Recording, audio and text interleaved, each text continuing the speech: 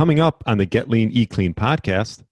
It's also about changing out habits. So a lot of people are used to snacking at night. And I'm kind of a stickler on that. I often say there's no such thing as healthy snacking. Even if you're telling me it's healthy food, Right. having an additional eating time is not healthy for us. So at that time, I like flavored tea. I might go get a flavored tea to help myself break that habit. So I do still get something, something warm to sit with, a little bit of comfort without any impact on my health. Hello, and welcome to the Get Lean, Eat Clean podcast. I'm Brian Grin, and I'm here to give you actionable tips to get your body back to what it once was 5, 10, even 15 years ago. Each week, I'll give you an in-depth interview with a health expert from around the world to cut through the fluff and get you long-term sustainable results. This week, I interviewed Dr. Terri Lance. She's a coach at the Fasting Method, and we discussed how she lost 85 pounds and reversed type 2 diabetes through low carb and fasting. We also talk in detail about how foods affect your blood sugar, how to start with fasting, how to deal with hunger, who shouldn't fast, the differences between men and women with fasting, how to conquer the whole mental game of fasting, and overeating and how to break a fast. So there's a lot of great detail regarding making fasting a lifestyle. I really enjoyed my interview with Dr. Terri, and I know you will too. Thanks so much for listening and enjoy the interview. All right, welcome to the Get Lean, Eat Clean podcast. And my name is Brian Grin. My guest today is Dr. Terri Lance. She's a coach at the Fasting Method, and I'm excited to have her on. Welcome to the show. Thank you. Thank you, Brian. So good to be here.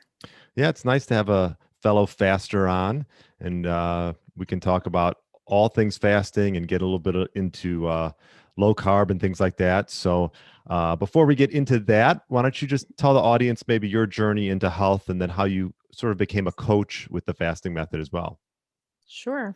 So I would say my journey, most of my life has been very unhealthy. And it wasn't until I was in my 40s before I really realized I needed to do something more proactive about my health. So I was overweight as a child, obese most of the time. I was active. I played some sports in high school and things, but I was always overweight. In my early 30s, I was diagnosed with type 2 diabetes, and I was stubborn and naive. And I thought, oh, I'm just going to keep eating whatever I want. I'll just take whatever medication the doctor gives me. And by the time I get old and have any consequences of this, they'll have figured it out. Well, that didn't prove to be true. So I continued to not do well with all of the medications. My diabetes was not well managed, and my weight was not well managed. So in 2014, I started with the Whole30, and I knew for myself I was going to need something a little more than 30 days of a kind of clean start, Right. because a lot of my issues were about my relationship with food. And so I actually did a whole 100. And then at the I end like of the that. 100, I just started adding back in some things. I didn't go back to the way I was eating before. So at that point, I ate very paleo for a few years. And then I found that my blood sugars were rising again. And so I needed to do even lower carb. So I started eating more ketogenically. And that's when I started to learn about fasting. And then professionally, my background is I started out my career as a middle school English teacher. So that one that everyone seems to like to complain about, but I was a teacher. And then I went back to school and became a psychologist. And have been in private practice for about 15 years.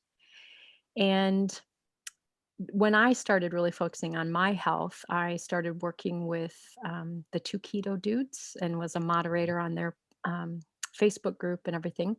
And so through that, I went to low carb Breckenridge at the time and got to meet Megan Ramos and watched her and the two keto dudes record a podcast episode. So I was a bit fangirling it there, watching all of them. And then we just started talking from there. And she said, at some point, I'd like to have you join our team, and kind of transitioned out of my private practice and transitioned into coaching with the Fasting Method.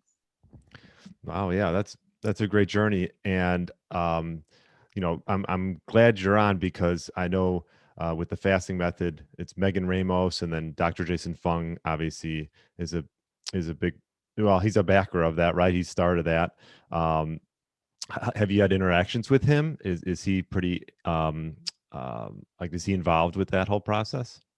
He's involved with the decision making about kind of he and Megan kind of run the company, but Hmm. she is the main person that we as coaches interact with. So I have gotten some interactions with him, but most of my interactions are with Megan and the rest of the coaching team. And with your journey, um, you were type 2 diabetic, hmm and now are your numbers back to normal? Everything's I was able, when I was first diagnosed diabetic, if you know mm, much about it, mm, my A1C was 13.1. oh, So I was not messing around. I was as diabetic as they come. mm, And after, years of being on medications, I think the best I ever got it down to was like 6.5, maybe 7. And then through eating really low carb and doing fasting, I was able to get it down to 5.3. So the power of what we eat and how often we eat can do amazing things for glucose control. and not everyone believes that fasting and things like that, like you said, your initial protocol with type 2 diabetes was just some medication. Is that typical? Do most doctors prescribe that protocol, and what was that compared, obviously, compared to what you do with your individuals? I don't interact a lot with many healthcare providers at this point, but Mhm. many of our clients talk about their experiences. Um, I was basically just put on medication, and my doctor at the time wanted to start me on insulin right away. Mm, And that just sounded kind of ominous. And so I knew I didn't want to start there. So I just took a whole bunch of other pills.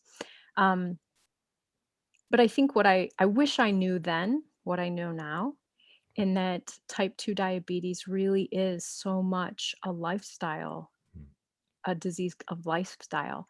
right. And if I had learned how to eat differently, without it just meaning don't eat, Mm, eat low fat, all these things. If I had known then what I know now, I could have reversed it years and years ago. So most people who come to us who are working on either a pre-diabetic or already are diabetic, um, the only caution really I would say is to make sure if they are on any medications that also lower glucose, mhm. that they do need to work with their doctors to adjust that. We can't adjust that for them, but fasting is safe.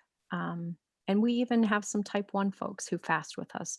They do a little bit shorter fast, but as long as they're managing the medication component with their doctor, fasting can be very effective. And we see many people change their diabetes status. And obviously, through their work in the clinic, Dr. Fung and Megan have worked with many, many people who have changed the course of that disease. Yeah, I mean, it's great that you're sharing your story, because I think a lot of people can learn from that. And actually, one of my clients, because I work with, I do some health coaching. She actually introduced me to fasting. This was, probably 5, 7 years ago, and she was pre-diabetic.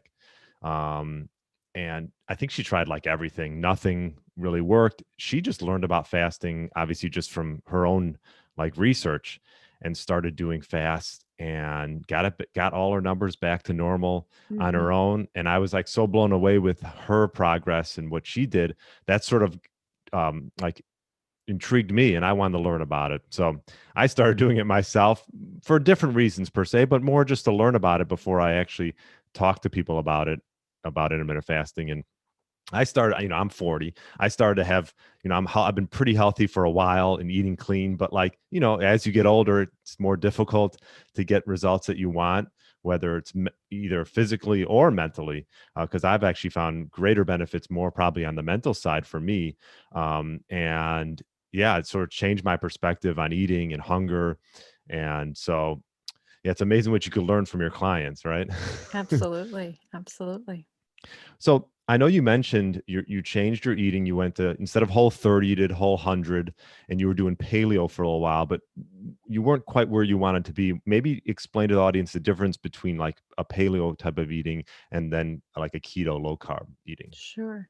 Sometimes I wish we didn't have any of these labels Hmm. because I think people get so siloed into one Right. approach.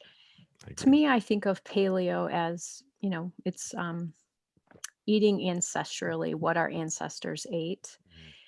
And it involved certain things that we didn't eat at that time. So, like, it was no dairy, no grains, no legumes.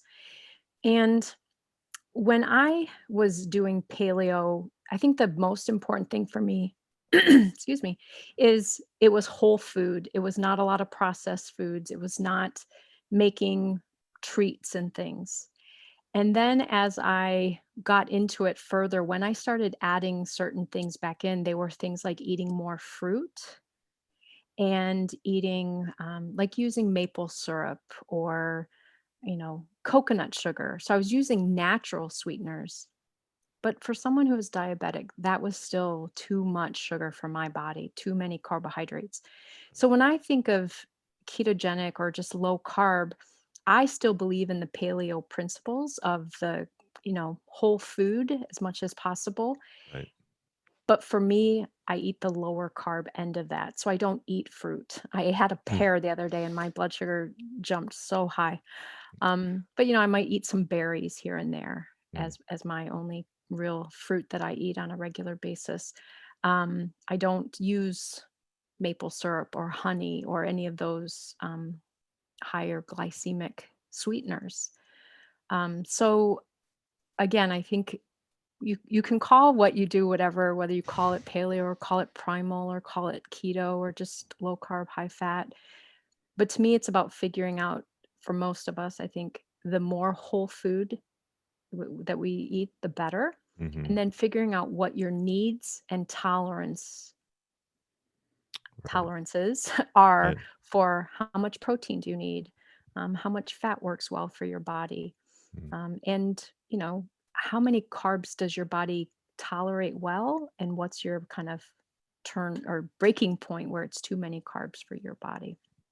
Right. I mean, you bring up a good point regarding carbs, right? Because everyone's a little bit different. Some people are more metabolically flexible and they can handle carbs better and more efficiently. Like you said, this was an issue because um, you saw spikes in your, not that there's anything necessarily wrong with having spikes in insulin and blood sugar, as long as it comes back to the baseline, right? Mhm. And for me, now to have a spike like that is less concerning than when I was eating that kind of thing all of the time Right. when I was highly insulin resistant, because that was just taxing that system too much. Yeah. But within the clients that I work with, people have a real range of variance of what they can, again, kind of Tolerate. tolerate as Mm. far as carbohydrates. Some eat 75, 85 carbs a day and do really well, actually still stay in ketosis quite a bit Hmm. and lose weight or don't gain weight. Whereas others struggle if they go beyond 25 or 30 carbs. So I think it really varies. And what type of carbs they are, I think also varies. Yes. Completely agree. The type of carb, you talked about low and high glycemic. Maybe explain to the audience the difference between the two. It's something I've talked about in the past, but I'd be curious to hear your explanation regarding that. I my background was as an English teacher, so I always joke that we're talking science with an English teacher here. But the way I look at it is, certain foods are we have a higher response to the amount of glucose in them. And so for me, for example, now I will eat potatoes, whereas in the past I wouldn't have. My body responds well to those. I don't get a high spike and it Hmm. only lasts for a little while. Whereas if I were to eat a donut, it's going to spike high and it's going to stay high longer. And Right. so, kind of just thinking about the glycemic index, really, if I can explain it very Yeah. simply, it's just kind of a comparison of how that food, the Right. response to it would be similar to responding to sugar, as kind of a comparison. right? And just using fruit as an example, like you said, the berries tend to not spike your blood sugar as much as perhaps like a melon or a ripe banana.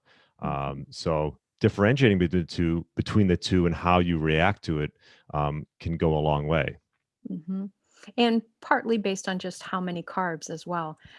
I think maybe a Yeah, third of a cup of blueberries might have 4 or 5 carbs versus a small apple is gonna have 25 to 30. Um, right. and I always think of somewhere when I first saw this chart, if you think about 4 grams of carbohydrate is equal to 1 teaspoon of sugar. Mm, And so if I eat a yogurt that has 22 carbs in it, right. I'm 22 eating grams of carbs. Yeah, yeah, I'm eating a lot of 5 teaspoons of sugar. right. Yeah, no, and also the timing of when you have your carbs too. Mhm. Like I'm pretty active. I lift. I'm insulin sensitive, so if I am gonna add carbs to my diet, I tend to maybe wait till like after a workout, or I actually I used to in the middle of the day have like I know like a big salad, and there used to be a little bit more carb heavy, nothing refined, but it used to sort of weigh me down. I like to, if I'm going to have carbs, I actually sort of backload them and have them maybe towards the end of the day when like I'm Mhm. settling down, and I don't need to be maybe as mentally focused as I do in the middle of the day. So timing it out when it fits well in your schedule is, I think, important too when we talk about carbs. Mhm.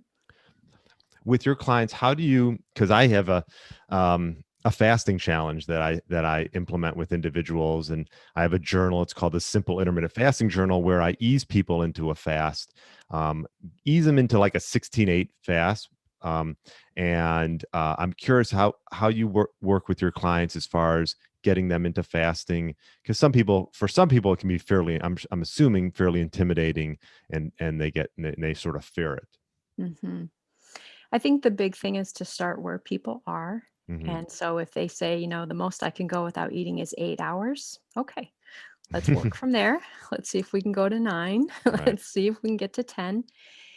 But at the same time of working with them about increasing the length of time they can go in a fasted state, I also try to work with them, and I think everyone in our team would try to work with them on understanding the impact of what they eat when they are eating, Hmm. and whether that makes it harder to go longer or whether it makes it easier.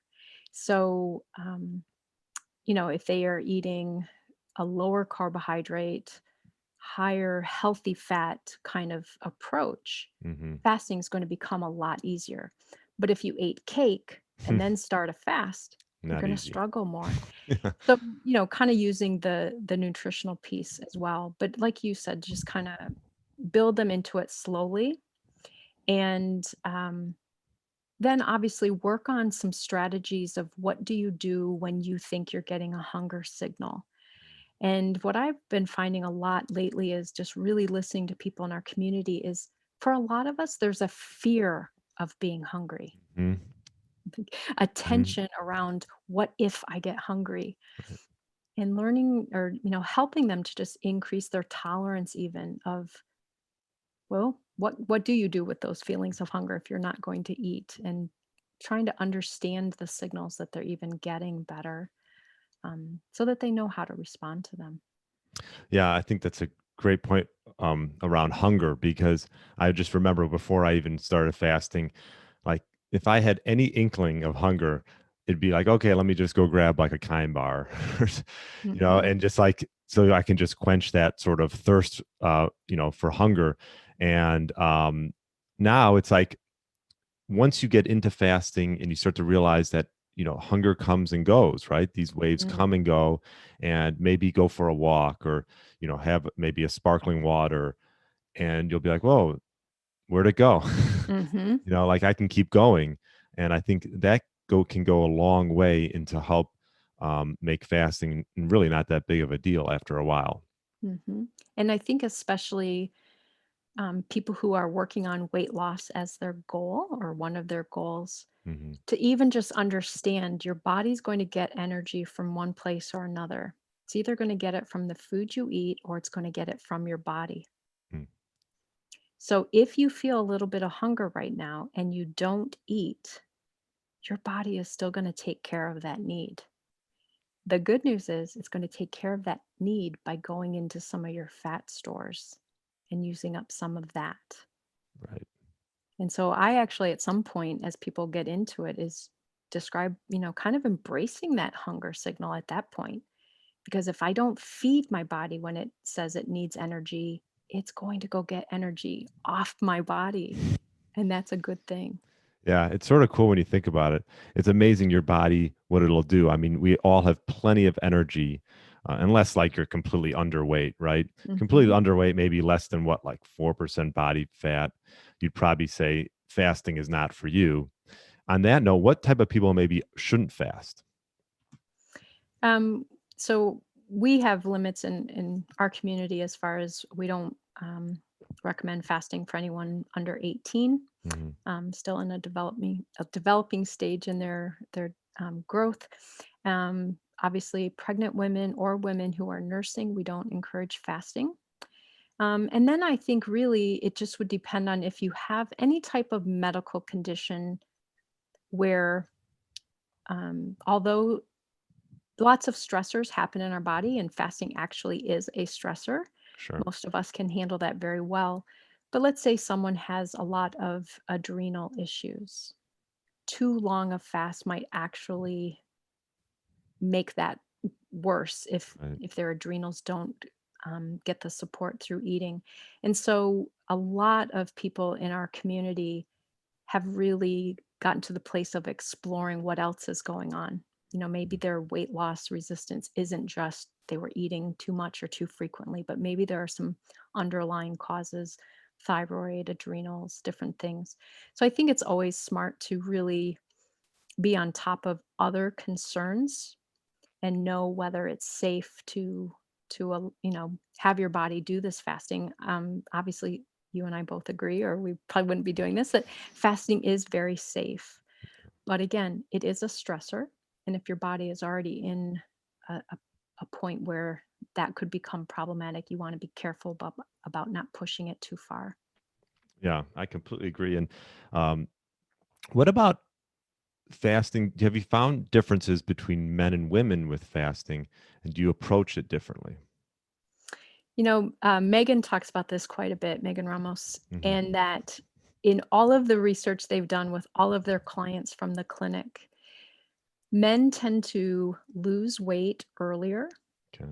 So if you had, a male and a female doing the same approach, the male would probably lose weight earlier on in the process, maybe more quickly, Hmm. which can often be very frustrating for if a husband and wife duo are doing something together. Hmm. Um, but in the end, the women catch up. Their body just, goes about it a little differently. I think there's a lot of talk in various circles. Women shouldn't fast, or women shouldn't do this, or obviously there are physiological differences. I'm not trying to downplay that, Right. but fasting is safe for both men and women. Um, we see that sometimes women, especially at a certain age, particularly maybe postmenopausal, they may need to do a little bit longer fast to experience some of the benefits. Hmm. Whereas they may see, a man who gets great benefits from the longest fast he does is 18. They Hmm. don't get some of those benefits until they do 36 or 42 or something. And then there also are just some differences as far as sometimes with some signaling around hunger, um, who benefits at what time in the fast as far as the human growth hormone and those kind of things. But I think the big myth that I would want to, you know, dispel is that it's not safe for women, or women can't do this, or postmenopausal women can't lose weight. Yeah. Those are not true. And we have, thousands of people who have gone through our program that can speak otherwise. So, Yeah. No, that's a good point. I mean, it is safe, per se for for most people, right? mhm. I mean, it's just abstaining from food for a period of time, which, uh, like back paleo, if you talk about the paleo times and back in the day, this was done all the time, right? Hunter and gather, and they went days without food. Maybe Mhm. let's touch on like extended fasts. Mhm. Um, this is something that I mess around with. I've never done like super long fast. I've done some 2 day fasts, some things like that. Typically for me, my fasting window, I usually fast about, I'd say 18, 20 hours every day. And then I have about a 4 hour eating window where I'll get in 2 meals separately. But I like to mess around with my fasting window, see what works well on that day, and also just how I'm feeling, how active I was as well. Um, what about extended fasts? And I know, other than obviously weight loss and things like that, some people do it because they want to get what's called like do some cell cleansing, like autophagy. So perhaps Mhm. um, touch on that. Is there a certain time? I know it's not all black and white, but is there a certain time period where autophagy, like cell cleansing, can play a role as far as how long you fast? Sure. A lot of information about autophagy is still a little unknown, though Hmm. we've obviously learned a lot over the past few years. But in general, we think of autophagy kind of starting more in the 18, or excuse me, in the 24 and beyond, 24 hours and beyond. Depending on how someone is doing metabolically, it may start a little earlier for them. Hmm. So, depending on kind of whether they're fat adapted or not, if that's a term that you use much here, Hmm. um, that may affect it. And then we do see at some point the rate of autophagy backs off a little bit, so maybe after 3 days, 4 days, it backs off a little bit. Obviously, you're still in autophagy. But as you mentioned, a lot of people do longer fasts for that reason, for overall health benefits. Some obviously also you do lose weight during an extended fast. Sure.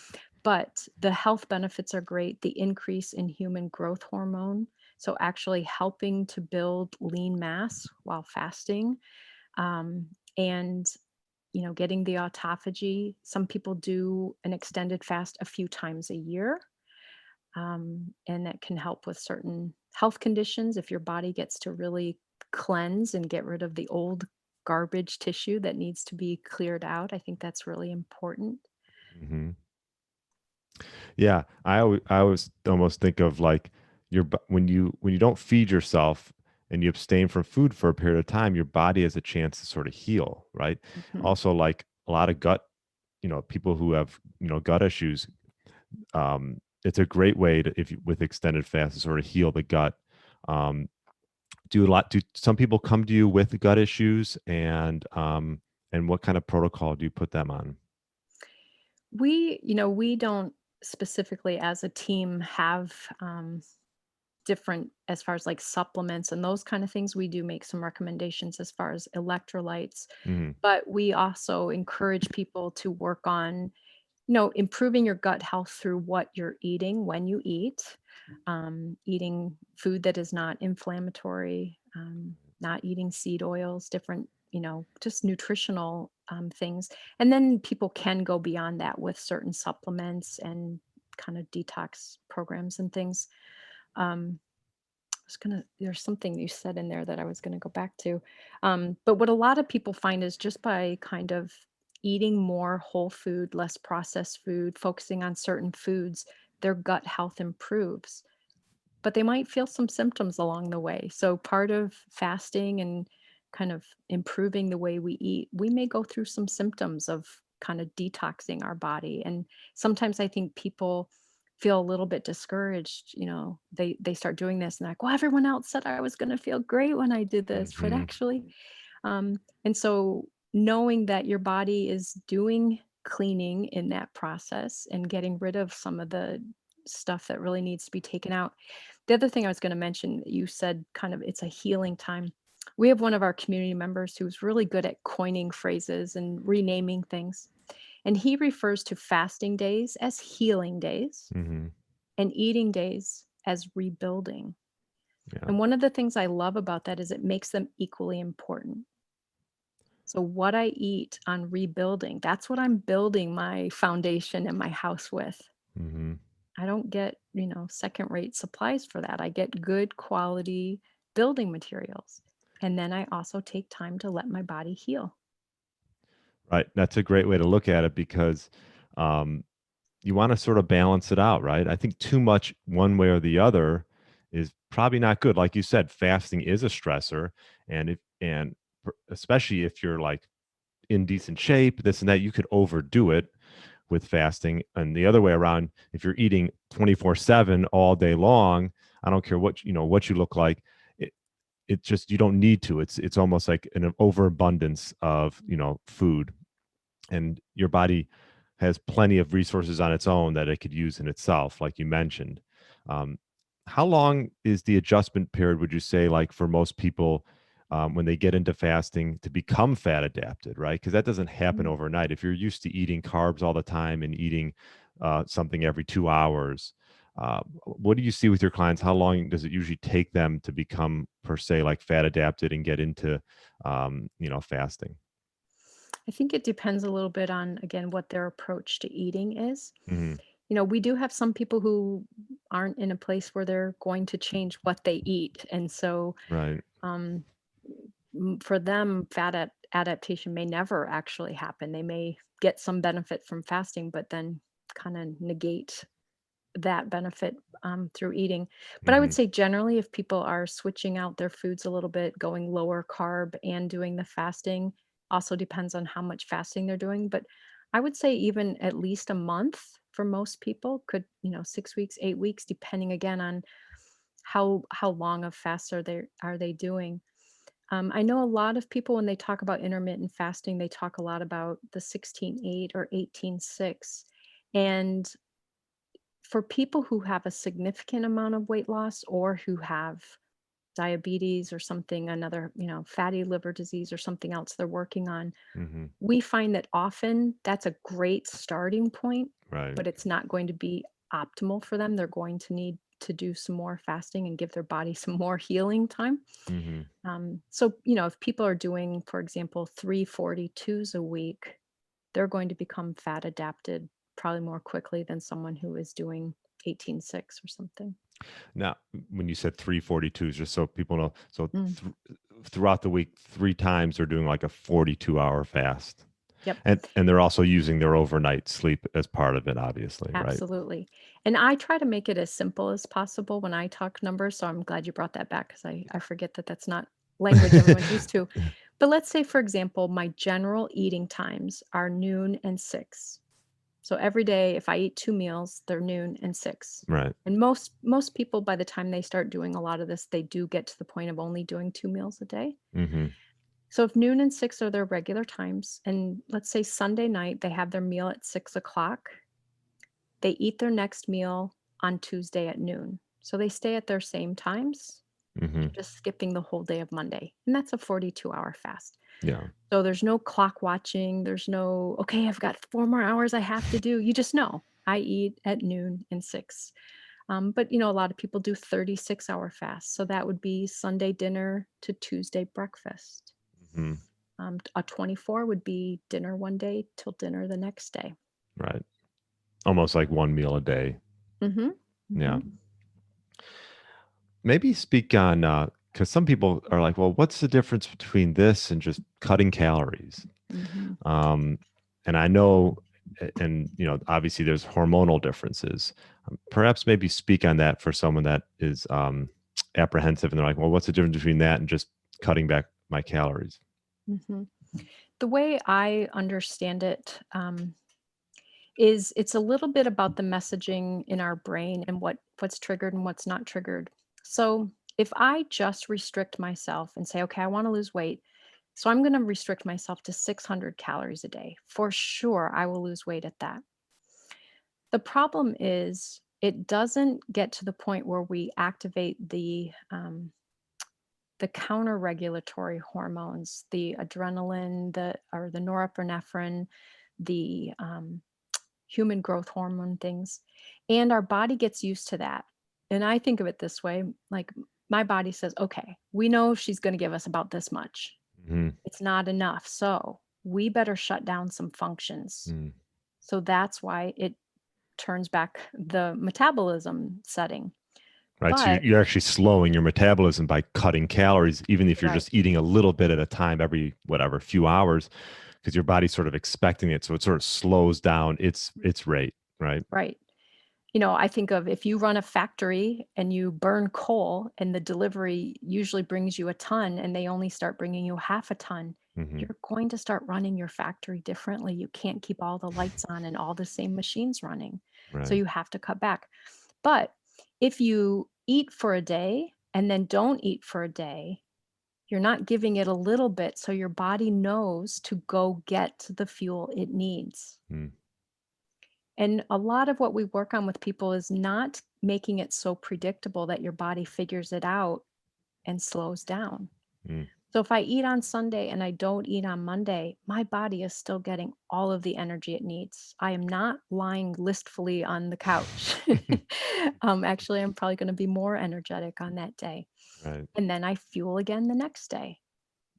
So it's a pulsing system of, you know, external fuel coming in, internal fuel being used. But if only partial external fuel is coming in every day, Right. it's a very different mechanism. Yeah. No, that's a good way of putting it.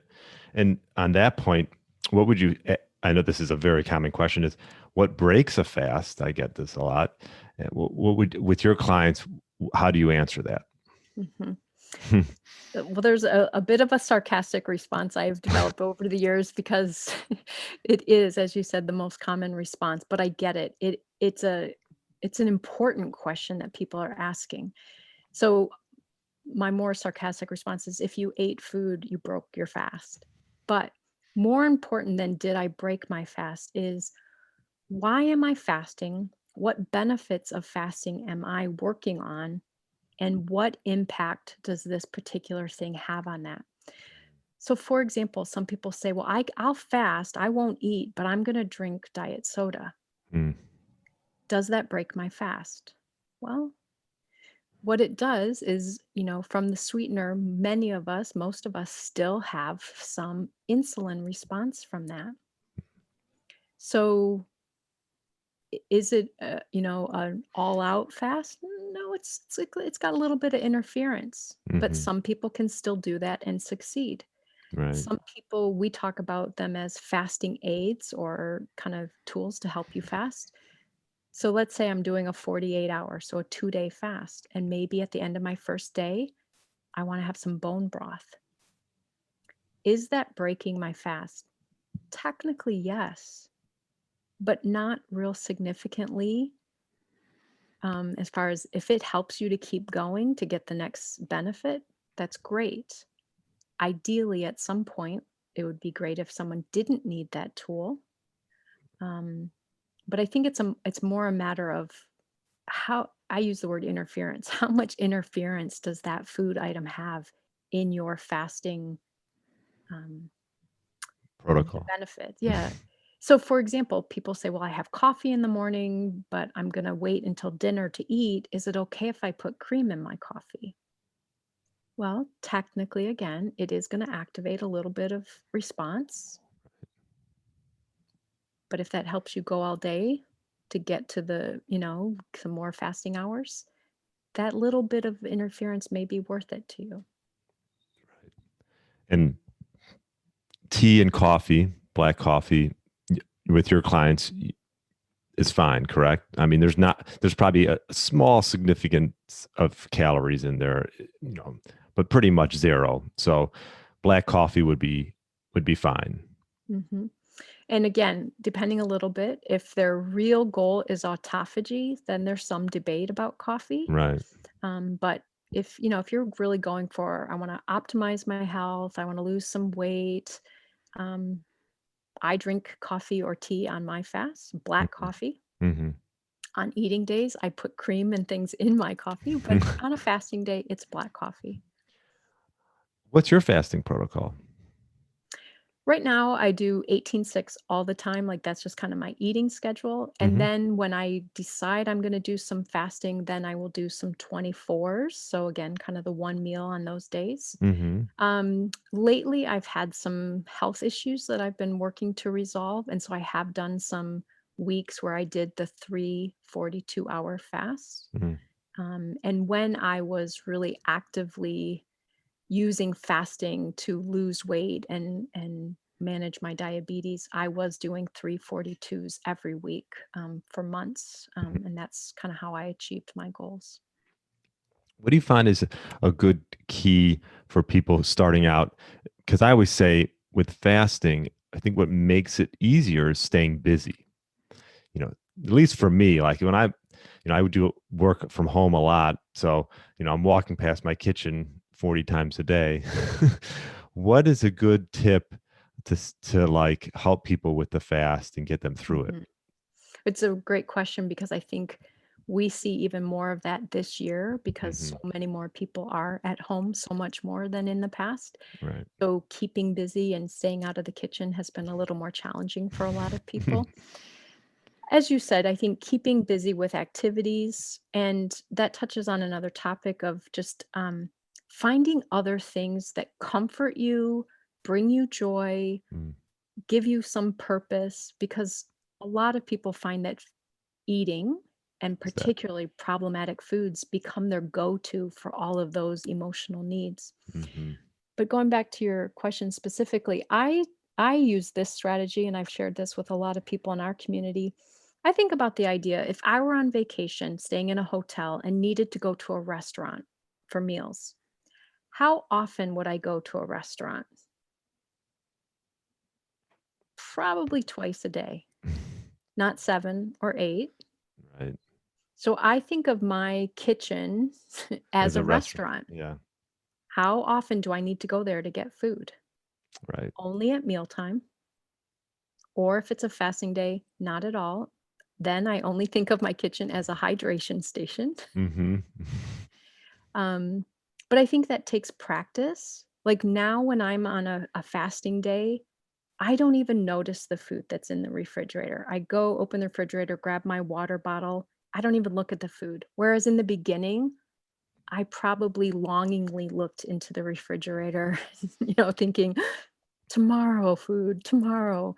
Um, But I think just practicing mindset things about even what we say to ourselves, letting ourselves know my body is getting everything it needs right now while I'm fasting. If we talk to ourselves as if we're being deprived, we're going to create more tension around it. Yeah, no, it's great that you bring that up because it really is just a mind game. Hmm. all this is just a mind game.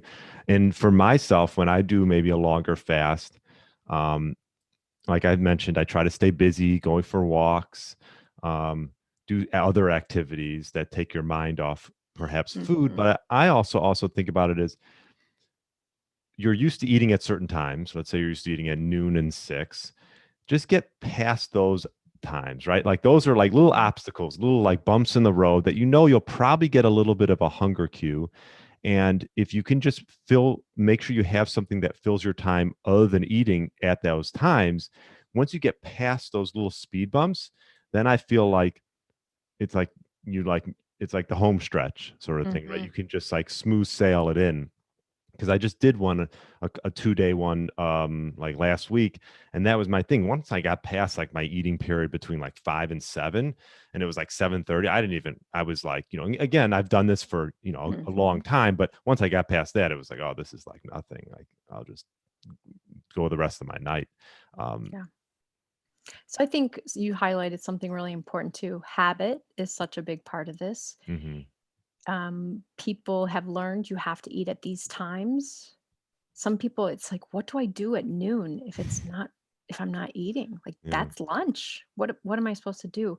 And right. so changing the way you think about some of those things, changing the habits around it, and also knowing a little bit about just the physiological process. It is natural to get some hunger late afternoon. Mhm. So it's a great time to be busy doing something. For some people, it might start as early as 2, might go until 5 or 6. that's a natural hunger time. Right. So doing something during that time. If I use any fasting aids, that might be when I would choose to do that. For me, it's also about changing out habits. So a lot of people are used to snacking at night, Hmm. and I'm kind of a stickler on that. I often say there's no such thing as healthy snacking. Even if Mm, you're telling me it's healthy food, right. having an additional eating time is not healthy for us. So at that time, I like flavored tea. I Mm, might go get a flavored tea to help myself break that habit. So I do still get something, something warm to sit with, a little bit of comfort without any impact on my health. So I think changing out some habits, doing things during those times that as you described, that are more challenging, disconnecting what we associate. Some people say, well, I have a hard time when I sit down and watch TV at night if I'm not snacking. right. Yeah. So you have to break that habit. I do online jigsaw puzzles as one of my things. It keeps my hands busy, keeps me occupied. And that would have been a time years ago that I would have been snacking all night. Right. Yeah, I like that you bring up like a warm like tea or like a like a flavored tea like a peppermint because it Mhm. does sort of quench that sort of like especially if you like sweets. I do enjoy sweets from time to time and sometimes I just know that like I just don't want to have those sweets. So like a peppermint tea or um whatever it is, something like that can really sort of quench your thirst for that. Mhm. And also sometimes you might think you're hungry, right? But you're actually just a little bit dehydrated. Right. So I'm sure you run into that where you think, I'll tell you what's a great tool that I like to use is sparkling water Mhm. because I never used to like sparkling water until I got into fasting, but it really is, especially if you're trying to do a little bit of a longer fast. It's such a great tool to have because it really does, at least for me, I can only have so much of it because it really does fill me up. Mhm. The other thing that we talk a lot about in our community is whether you're going lower carb, adding in fasting, or doing both, you are probably going to notice that you wash out more of your electrolytes. Mm, And so, if our body is naturally washing some of them out, we need to replenish them. right, And so, salt is the primary electrolyte. That if we can keep our salt levels in balance, that helps the others stay in balance.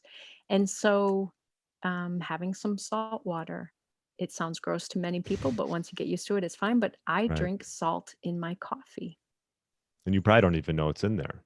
No, it actually just it's salt is a flavor enhancer. Hmm. Technically, that's kind of what it does. So my coffee doesn't taste salty to me now. It just tastes like coffee. And when I forget to put the salt in there, it tastes like weird water. So, salt, let's say, for example, it's 4 o'clock and people say, oh, I'm just really having a hard time with this hunger that I'm experiencing. Yeah, Putting a couple of pinches of salt on your tongue, like a good Himalayan salt, and just absorbing that, getting enough sodium can often stave off that response. Like you right. said, it's a hydration issue. It's needing more fluid, it's needing more electrolytes. Right. Yeah, I've become a big fan of salt on like a good quality sea salt, like a Redmond salt on all Mhm. my food. And I'll do put it sometimes in water. I put it in my dog's waters too. Mhm. Mhm. I also do I do make like a black coffee, like an iced coffee, and that I'll use that from time to time. And I'll actually put like some mineral drops in there Mhm. um, as well, and that helps. And you can't even really taste it in there. You don't even know Mhm. it's there, like you said. So like, a lot of times, sometimes you think you're hungry, but you're actually really not. You need you need some type of water with some type of minerals in it. Mhm. Mhm. Brian, I was gonna go back to, if it's okay to circle back to a question you asked a while back Mhm. about anyone, who fasting would not be a good idea for. And I think of this a lot in what I do as, with my background as a psychologist is to really kind of some people end up using fasting as part of a problematic pattern with eating of it's easier to fast than to have to eat because eating causes me difficulties. I do emotional eating or I do binge eating. And Hmm. so sometimes they almost love fasting because it's an escape from Mm. eating. And I think if people have a history of anorexia or a binge eating disorder, that they need to be real careful about fasting. I have also found that for I guess if it was anorexia or purging, I've actually worked with a number of people in our community who have had binge eating issues, and fasting actually helped because Mm. it helped them gain a sense of control over what they eat and when they eat, but to focus on that in a healthy way, not going to excess one way or another. So I think people who have a severe eating disorder history need to make sure they enter into fasting with a lot of wisdom and, Coach, checkpoints, even like a coach, coach, like you're, absolutely. yeah, So that they know that they're doing it safely and not just kind of recreating a different issue right. that's really kind of serving the same purpose. So that would be one other category that I would think of people just being mindful of whether fasting is a good fit. Yeah, and I'm glad you brought that up. Also, too, I think some people think that if they do fast, that they are going to binge eat when they Mhm. break their fast, which can happen. I'm sure you've run into that. Mhm. Um, for me, I actually find out I can't eat as much as I used to be able to eat. Like I fill up quicker, and you're in touch with sort of those hunger cues, and and Mhm. also when you're full as well, and you just don't want to overdo it. Um, how do you run into that sometimes with people? Have you run into people who perhaps start binging, and how do you sort of address that? I would say not only binging, but even just overeating Mhm. is very common because I think a lot of it stems from a mindset piece. If I think about while I'm fasting that I'm being deprived of something, something is being withheld from me. Yeah. When it is available again, I'm going to jump in full bear versus, if they can plan, I'm going to have a nice meal when I break this fast and I always just describe it as kind of a pendulum swing where rather than I can't eat, I can't have anything to, ooh, I get to eat now. It's too big of an emotional swing versus I'm doing something really good for my body right now, not eating. I'm doing something really good for my body right now, eating a healthy meal. It's not can and can't, not being Right. deprived. And now I get to reward myself. That's another big um, theme that comes up often is, well, I did my fast. Now I should reward myself with food. But if you think about why most of us are fasting, so you're going to reward yourself with weight gain, you're going to reward yourself with diabetes. It's not a reward. Mm, If you feel that you need a reward for the fasting you're doing, maybe monitor it in a different way and reward it in a different way than food. yeah. You know, I talked with a client the other night and she is kind of has a fasting protocol that she's following and she kind of does a little check mark of she kind of gets points for eating well, fasting well. And Hmm. then when she gets a certain number of points, she'll do something for herself. She'll buy something that she's wanted, or she'll go get a massage or a facial or something, but not rewarding with food. Yeah, that's a good point. And what would you tell someone as far as this is another question that comes up, breaking a fast, proper foods? I always say you want to start slow. I think that'll help too, as far as overeating, right? If you start eating fast, it's a lot easier to overeat if you sort of ease yourself into that process. Because I notice even sometimes for myself, I need to slow myself down and get up and maybe walk a little bit and then come back. Hmm. Um, but as far as breaking the fast, obviously depends how long you've been fasting for and Hmm. things like that. I like to say, like maybe a soup would be like a bone Hmm. broth is a great way to start, or something, lighter. Let's just say eggs or like a light Hmm. salad, something like that. Is that how Yeah. you? So Yeah. it starts to get your kind of digestive system back on track, especially if Right. you've been fasting longer. Right. If you've been doing a 48 or 72-hour fast, like, yeah, you want to start slowly Right. and even time it. So I'm going to eat this, and then 45 minutes from now, I'm going to have the rest of my meal. I think for a lot of people, planning their meal is important because otherwise, and I've done this and I've watched a lot of people do this. It's that time you're going to eat after you fasted, and it's almost like you just kind of stand in the kitchen looking for what else? What can I have? Versus I've done you that. plan an appropriate meal that Right. has the appropriate amount of protein that you normally eat, appropriate amount of fat, veggies, whatever it is, and that's what you eat. Hmm. But if you give yourself permission, well, I just fasted, so I can just stand here and put in whatever I see, Right. that's going to usually run into some problems. Then some people have some sensitivities. I still break my fast with eggs, but for some people, eggs can actually cause some gastric issues. So Hmm. I think that's one that you just kind of have to test out if that's a good food for you or not. For me, it still works well. If people have any gastric issues after breaking a fast, they might want to break their fast, for example, with some whole fat Greek yogurt and some chia seeds. Mm. Get the body moving with those things first to kind of cut down on some of the gastric issues that could arise for them. Um, Oftentimes we discourage things like nuts just because they're a little bit harder to digest Right. and Some don't people want to. can't. Yeah. Yeah, And you can overeat nuts too, right? Like absolutely. I've been there, done that. It's so easy. And I would say too, that helps me is like a good quality protein.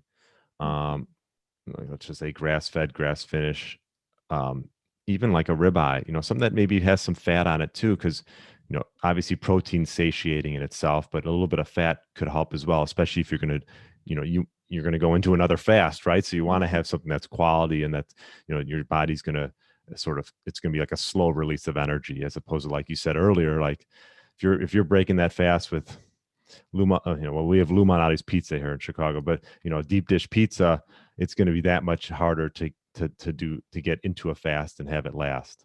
Yeah. And the thing that I've been talking with a lot of people about lately, and it's one of those kind of unfortunate realities, like we don't want this to be true, but it is. We're doing something a little unique in these days to be fasting. So we're going against the grain to be Right. doing this. And it's not always super easy. Like Sure. you're actually taking on a challenge to do this. My encouragement is let your body have the benefit of it and don't wipe out the benefit Hmm. when you start eating again. Yeah. Because then what people really see is it's just I can't think of the right way. It's a balance that doesn't go in their favor. I get Hmm. the benefit, then I wipe out all the benefit. Then I get the benefit, I wipe out all the Right. benefit. And you go And it nowhere. makes the challenge unnecessary because you're not getting the good from it. Right. I think and we could talk about this forever, but we'll hit on a few more points. I think if you do fasting long enough, right? I think, like you said, give yourself a month or two. And if you do it long enough and you start realizing the benefits of it, and also the fact that you're only maybe having a meal or two a day or every couple of days, you start to add value to that meal and realize that, you know what, I really need to eat something that's satiating, or else it's going to make it that much more difficult. But yeah, I know. So eating nutrient dense foods is the way to go if you're going to be fasting. Um, Absolutely. And I think as you said, you will start to food will become different to you. right. You know, I never would have thought I would say, "Wow, I can't wait to have cauliflower rice." But, you will develop different tastes. You will start to be able to listen to your body more for what it needs. Hmm. My body was always telling me false information. It just wanted high carb, highly processed food all the time. Right. But now I know nutrient dense food and I enjoy those foods Right. because of the healing that doing the fasting and eating well does for the body. Yeah. Well, I could honestly talk. We could talk forever on this topic Absolutely. because I love it. But let me just ask you one Last question I ask all my individuals that come onto the podcast, my guests, and we've hit on it probably, but what would be a tip that you'd give someone maybe in their 40s, 50s, that, they're middle-aged, they want to get their bodies back to what they once was, let's say 10, 15 years ago? What would be one tip you'd give that individual? Hmm. Fast. It's hard to cut down 100 tips I to know. one. Honestly, I would encourage, I think especially at that age range, I would focus it on I want to be healthy and longevity, because the things you're going to do for that are going to help get your body back as far as um, weight, as far as body composition. But I see a lot of people who focus on right then, I just want to lose weight. Mhm. And uh, It's a it different, so loses. it's a different mindset, right? Mhm, mhm. But to think, "I wanna be healthy," at that age, you're starting to see parents, aunts, and uncles with all these chronic illnesses. You've been Hmm. put on 3 medications. You say, I'm gonna do the next 40 years of my life differently than that." Right. No, that's great. And finding a coach like yourself or myself, someone that can hold you accountable and guide you. I think we all can use coaches in any aspect of our life that we need help with. Um, Absolutely. so Terry, where's the best place for people to find you? It's just www, Method. .thefastingmethod.com. Um You can come and look at our site, but I will let people know there's a 1-week trial membership, so they can sign up for it. That will give you access to all of our resources. You can come to our support groups. You can join in on things and really get a feel for the community Hmm. before you decide whether it's something you want to do longer term. You could also sign up for the newsletter to get blogs from Megan Ramos and Jason Fung. But come check out the program and see if it's something that fits. Yeah, and you make a point about community, right? Like I think if you're Mhm, doing anything like this with fasting, I tell people only tell supportive people, right? mhm, And then if you could become part of a community of other people that are doing it, it just that makes it that much easier. And I think it can go a long way in helping you mhm. achieve what you're looking to achieve. Absolutely. Especially this year Hmm. with so much kind of social isolation and different things, the we have support groups. Those have been so powerful for our community members. Maybe on a call of 40 people, to have 10 of them say and 15 of them to write in the comments like, I've done that same thing, I've Right, struggled with that, it's okay, you're going to make it. right.